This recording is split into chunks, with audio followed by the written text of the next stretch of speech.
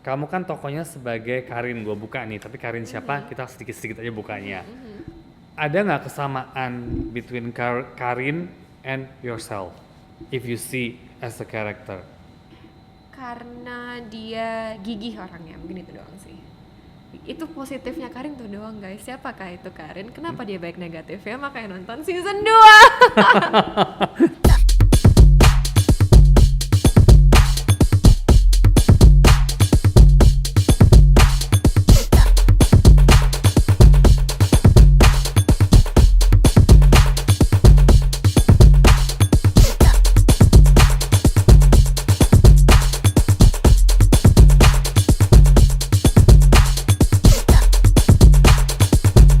It's story time. Storyteller aku hari ini seorang aktor yang mengawali karirnya bersama MD Entertainment dan ternyata itu sekitar 10, 12, 13, 14 tahun yang lalu, aku juga lupa.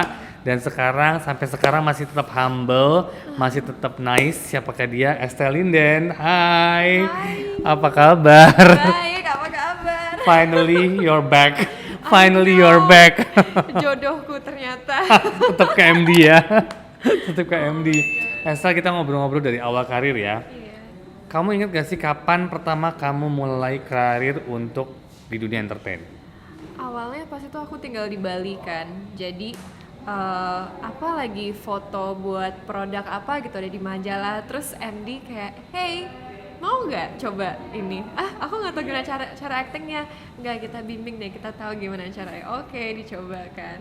Terus tapi itu masih umur 15 tahun ya. 15 ya? 15, 16 Itu lah. waktu bahasa Indonesia kamu tuh gimana sih? Masih udah bagus apa masih half-half? Aduh, buruk banget Indonesia. Setengah-setengah ya? Malu-maluin bahasa Indonesianya. Ini orang Indonesia KW kayak gini nih. Tapi emang banyak loh pengalaman aku dari tahun, berarti dari 12-13 tahun yang lalu sampai sekarang jika saya menemukan talent dari Bali, itu pasti problem dengan bahasa Indonesia. Iya, aneh ya. Karena Actually maybe not aneh sih, mungkin mereka sekolah international.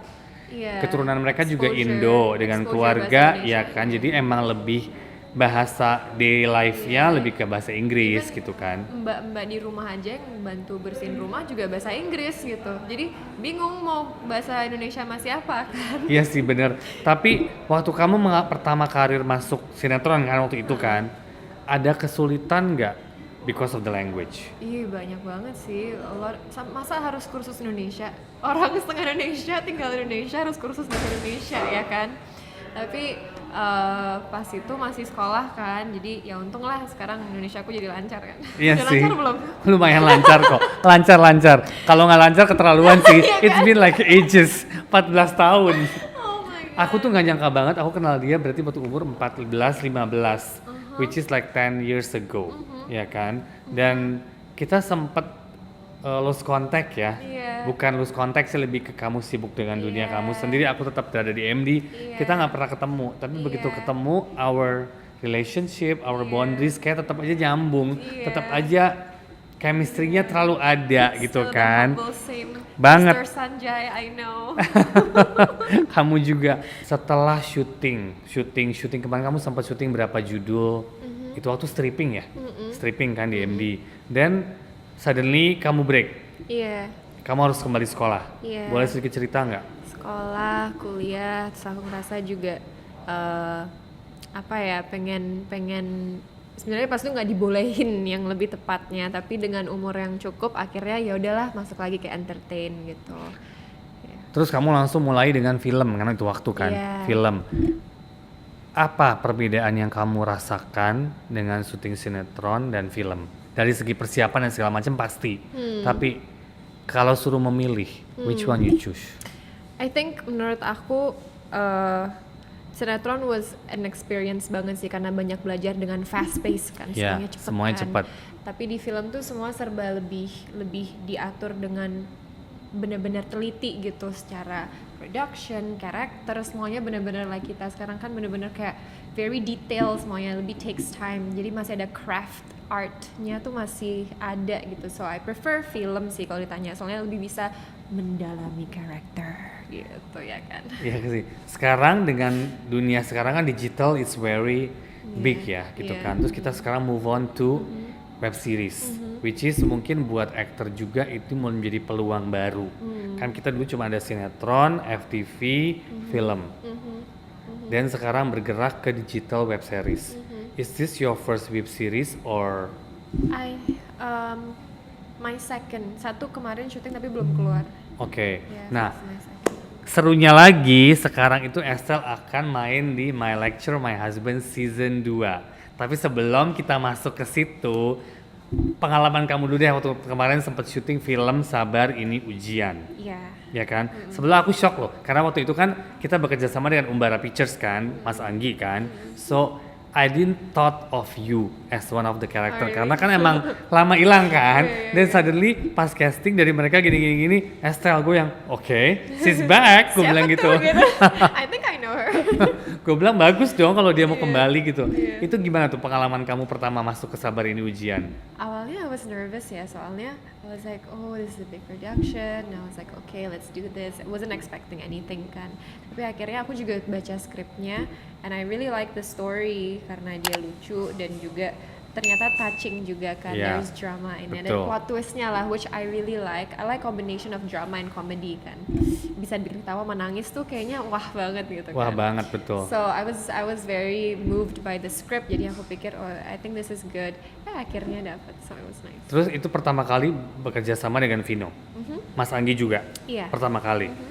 What's your experience bekerja sama dengan, ya kalau kamu ngomongin director, kamu udah banyak bekerja sama dengan director ya. Lawan main juga sudah banyak, tapi mungkin di film ketemu Vino was Mas sampai sekarang tuh Vino tuh idola. Iya. I always like him Iya. as a person, Iya. as an actor too gitu kan. Iya, Karena iya. dia sangat dedikasi, sangat full effort banget. Gimana kamu tuh ketemu dia dan kerja sama dia? Awalnya pas aku ketemu Bang Vino, I remember he was like, Stel, langsung bedah skrip pokoknya, we should do this, ini kayak gini, iya. Oke, kita udah bener-bener dari day one tuh kita udah mendalami karakter dengan cara yang organik gitu, which I really like. Terus Mas Anggi juga yang open to discussion, and we had a lot of time buat mendalami semua itu kan, dibedah karakter sama skrip segala macam. So it was very nice to work with a solid team sih, Ya, solid banget. setuju. Iya. Sekarang kita masuk ke My Lecture My Husband season 2. Iya. Kamu tahu udah berarti kan kalau season 2 we have the season 1. Iya. Sempet nonton nggak? Aku sempet nonton trailernya pas baru keluar. Ya, Aku harus homework dulu sih. harus nonton ya. Harus nonton Nah, dulu. di sini kan bertemu dengan beberapa bintang yang sudah wah lah ya, Reza Rahadian siapa yang tidak kenal, Prilly siapa yang nggak kenal. What you feel? Suddenly kamu harus ketemu mereka nih satu produksi dan banyak scene yang kamu akan jalanin bersama Reza.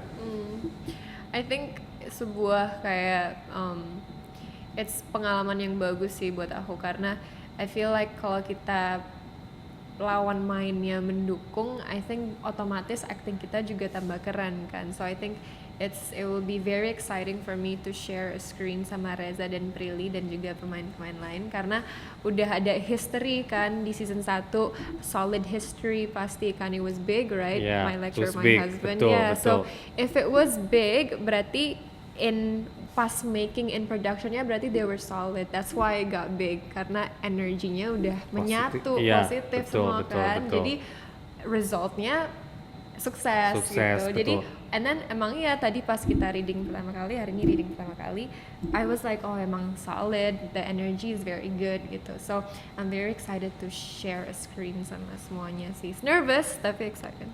Harus excited ya. Dan di sini perannya Estelle sesuatu pastinya. Kalau mau tahu, nih? surprise. Surprise ya. Nah, ngomongin karakter ya Estelle. Kamu kan tokonya sebagai Karin, gue buka nih. Tapi Karin siapa? Kita sedikit-sedikit aja bukanya. Ada nggak kesamaan between Karin and yourself? If you see as a character. Maybe Karin sebenarnya nggak ada loh. Nggak ada ya? Sebenarnya nggak ada loh. Mungkin karena dia gigih orangnya, mungkin itu doang sih. itu positifnya Karin tuh doang guys. Siapakah itu Karin? Kenapa dia baik negatif ya? Makanya nonton season 2. Tetap nggak mau dibuka. Ada persiapan khusus nggak yang kamu harus pikirin nih? Oke, Karin tuh kan gini, kalau Reza udah jelas karakternya udah jadi, Prilly udah jadi, ya kan? Di sini kamu menjadi someone between them, ya kan? Kepikiran nggak? Aku mau gini, atau begini. Bisa kamu harus diskusi dengan sutradara ya di reading ya. Tapi dari kamu sendiri, how you adapt ke karakter Karin itu? I think cara, kan semua orang punya cara yang berbeda. Cara aku sih, aku ngeliat semua manusia in general itu pasti ada animal, ada spiritnya gitu. Ya, betul. Jadi ada yang apa lebih kayak kucing, ada yang lion, lebih apa. Nah ini aku ngeliat Karin tuh ular dia. Jadi sedikit spoiler dong ya, dia ular. dia menurut aku seperti ular dari cara ngomongnya, gerak-geriknya, dan juga cara melihat orang. Ya karakteristik ular tuh seperti apa sih gitu. Nah itulah Karin gitu. Jadi aku bakal harus bayangin diri aku menjadi ular gitu. Nah ini kan berarti kamu series setelah sekian tahun back to MD. How you feel back home? Oh my God. You start your career with MD right gitu kan? Bener-bener awal banget kamu mulai dari MD. Yeah. Dan sekarang suddenly you're back home. I can say that gitu kan? It's so nice to be welcome back seperti ini, karena I just feel like I said, like my lecture, my husband as the series itu it got successful karena it's good energy, positive, people are all solid gitu. Dan menurut aku MD juga seperti itu, dimana it's only successful karena all the inside is just like solid gitu kan. So dari dulu sampai sekarang, one thing never change is that solidness that always make people feel apa ya, kayak nyaman aja gitu, even though growing bigger and bigger but still humble gitu. Perfect, thank you so much. Terus seberapa suka sih kamu sama dunia entertain? Kalau kamu suruh memilih nih one day, oke kamu stick to entertain lagi atau move somewhere kerja apa gitu? Kan kamu pasti sempat mencoba kan? Iya. Dunia lain, bukan dunia lain ya, serem amat gitu kan? Di dunia yang mungkin berbeda dari dunia berbeda, entertain iya, ya kan? iya. Kangen balik, emang kangen then you come back atau emang how?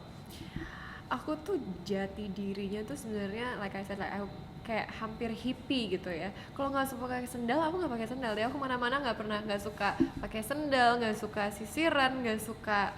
I'm very like kadang takut dengan diri sendiri kayak Estelle. Oke, ayo kita pakai sendal, kita jadi kayak ayo kita berkarya gitu kan. And I think it's nice that the reason why I like this entertainment karena I can always try mendalami karakter yang berbeda-beda, jadinya aku bisa mengerti cause and effect sebuah karakter tuh karena ini orang ini jahat karena terjadi sesuatu sama dia, karena kita semua dilahirkan dengan clean slate kan, kita semua tuh sebenarnya innocent, tapi karena kejadian A B C D jadinya dia seperti ini. Jadi dari acting ini aku malah belajar, kita nggak boleh ngejudge orang karena apapun kejelekan yang mereka, misalnya keburukan mereka yang sudah mereka lakukan gitu, itu ada alasannya, selalu ada alasannya kan. Even kita nonton film series pasti ada background story of that person kan. Nah itu aku belajar di dunia entertainment ini tuh dari itu sih, segi untuk jangan judge dan harus jati dirinya tuh harus gitu. Oke. Yang menarik nih, sekarang aku sempat lihat di Instagram kamu segala macam. Kamu lagi fokus juga sama yoga. Oh iya, I love yoga. Aku dengar kan kamu belajar yoga training teacher kan ya? 200 Itu jam. gimana tuh awalnya? Kok bisa tertarik dengan yoga? Apa karena kamu stres dan kamu let me go somewhere else atau gimana tuh? My God. Aku mikir kayak kenapa ya? Karena mungkin kalau aku kan nyoba beberapa olahraga tuh, tenis, basketball lah, football, apapun itu, pingpong, chess, pasti semua tuh ada lawan mainnya, ya kan? Yeah. Kita harus menangi sebuah kompetisi kan, harus ada oponannya gitu. Betul. Tapi kalau yoga nggak ada, it's just you. Yeah. Jadi kita healthy. You with yourself. You with yourself. Yeah. Jadi it's healthy competition dengan Diri sendiri. you know.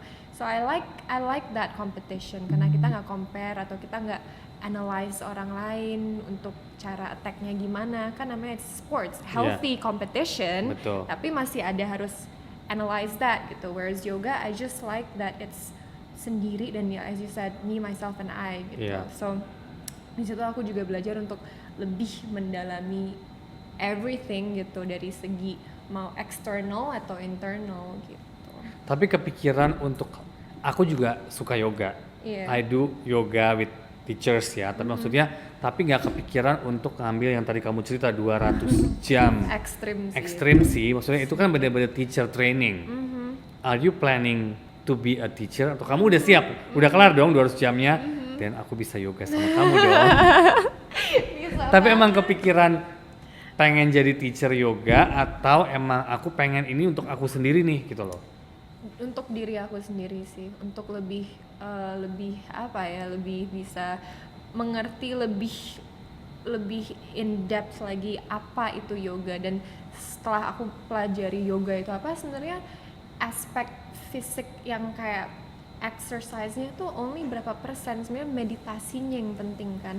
Menurut aku meditasi itu sebuah olahraga justru, karena it's the hardest thing. Karena Sangat. kita olahraga kan, wah kita kanan kiri mikir, stimulasi, stimuli betul, banyak banget gitu betul. kan. Tapi kalau meditasi, no, stay there. And I think itu adalah olahraga yang tersusah karena kita harus blank dan itu susah, it's very hard gitu. Jujur, aku juga merasakan sampai hari ini aku belum bisa duduk meditasi not even 5 minutes loh. Pikiran kita jalan kemana-kemana gitu loh. Aku juga How yang awalnya. membuat, maksudnya gini, gimana cara membuat kita fokus dan concentrate on one thing for a longer period of time?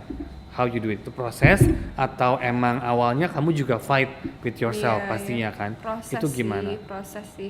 Proses banget. Aku awal meditasi 3 menit, oh my god. Iya kan? Like no. Tapi aku ingat aku pernah meditasi 53 menit dan rasanya, dan gak tiduran, gak ada musik, gak ada apa ya, harus duduk 53 menit 53 menit. Iya, tapi rasanya setelah praktis beberapa lama, rasanya cuma 3 menit karena kita udah surrender gitu. Kita udah kayak nggak boleh mikirin apapun kecuali our pernapasan.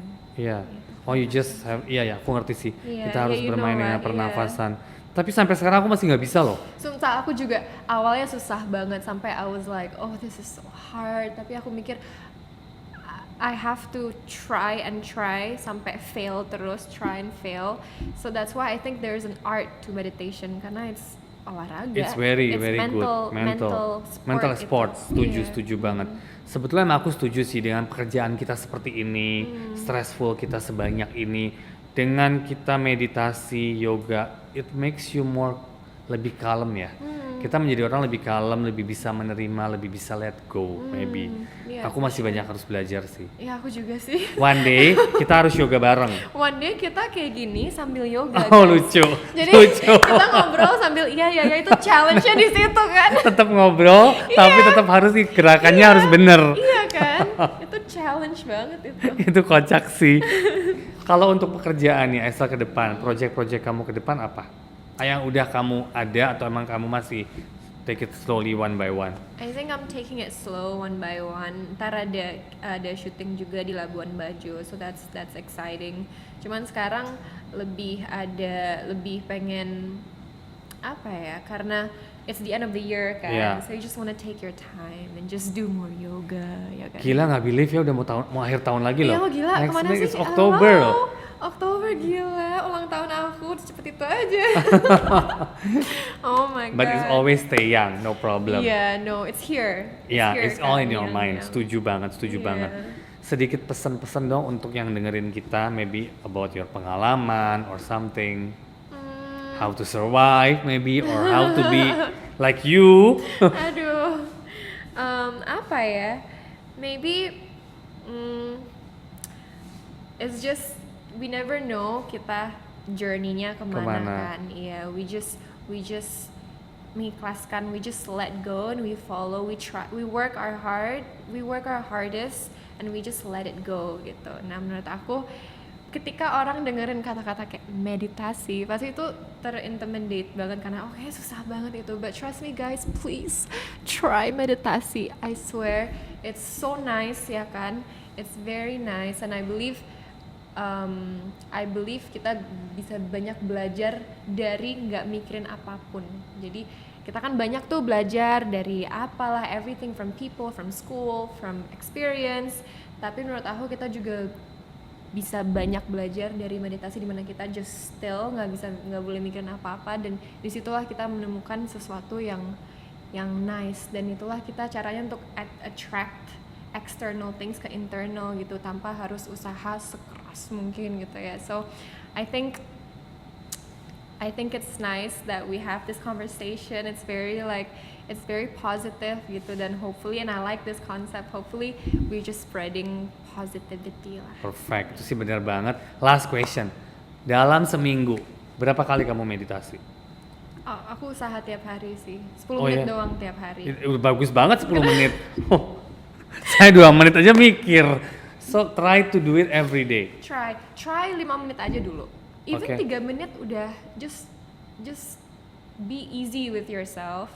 And jangan punish, just let it easy, Awalnya juga astaga 1 menit juga aku udah gemeter-gemeter kayak oh my god please, I just cannot gitu, panic attack rasanya. Tapi akhirnya step by step with everything you'll get there gitu. Oke, thank you. See, dengan yoga, dengan meditasi seperti inilah Estelle Linden sekarang. Thank you so much for today. Thank you. Jangan lupa comment, share, likes, and subscribe selalu Hello Story, MD Entertainment YouTube channel hari ini bersama Estelle Linden. Thank you so much. Thank you.